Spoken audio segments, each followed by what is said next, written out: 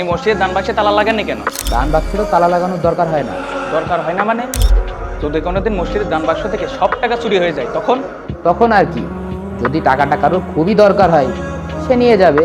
আর কেউ এতটাও পাপি না যে আল্লাহর ঘর মসজিদ থেকে সে টাকা চুরি করে।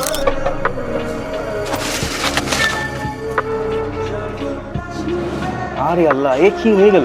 হুজুর, দান বাক্স থেকে সব টাকা চুরি হয়ে গেছে। আপনাকে বলেছিলাম না যে দান বাক্সে তালা লাগান? যে টাকাটা নিয়ে গেছে তার হয়তো বা টাকাটা খুব বেশি দরকার ছিল।